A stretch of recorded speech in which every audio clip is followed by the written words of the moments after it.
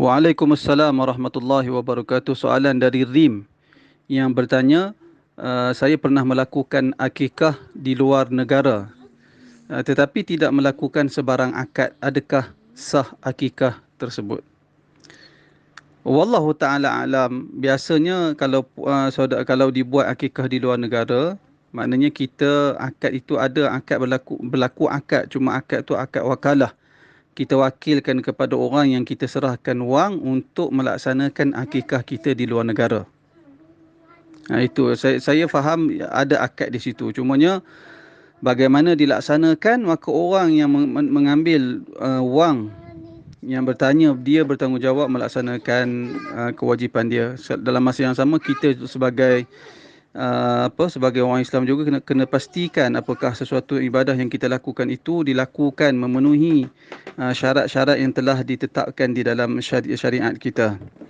Perkara ini perlu diberi perhatian, terutamanya kebelakangan ini. Wallahu alam, saya tengok di Facebook dan di media-media sosial banyak iklan-iklan yang dibuat oleh para asatidzah, kempen orang Islam untuk melaksanakan korban, melaksanakan akikah di luar negara. Sedangkan kalau kita tengok suasana negara kita sekarang ni, suasana tahun ini, tahun 2021 ini, kita tengok suasana dengan PKP, ada orang bunuh diri, ramai kes bunuh diri disebabkan tak ada pekerjaan, ramai sehingga dicadangkan diangkat bendera, diangkat kain putih bagi sesiapa yang tidak cukup makanan. Maka saya pelik bagaimana kempen korban di luar negara dilakukan pada waktu-waktu sebegini.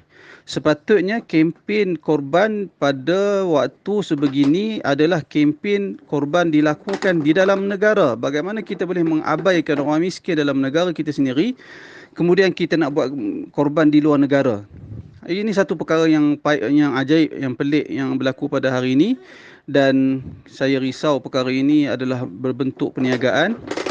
Setiap pihak memikirkan keuntungan yang mereka perolehi. Saya tak kata sesiapa, tetapi saya risau perkara itu berlaku.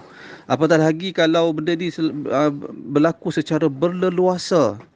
Dah tentu sesuatu syarikat yang menguruskan ibadah korban di luar negara, bagaimana dia nak pastikan ibadah korban yang dilakukan di luar negara itu betul-betul memenuhi syarat-syarat yang telah ditetapkan.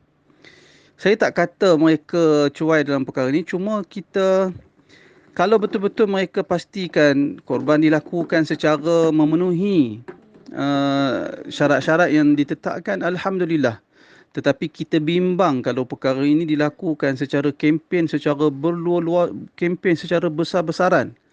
Bukan satu syarikat, banyak syarikat yang buat di sini, buat di situ.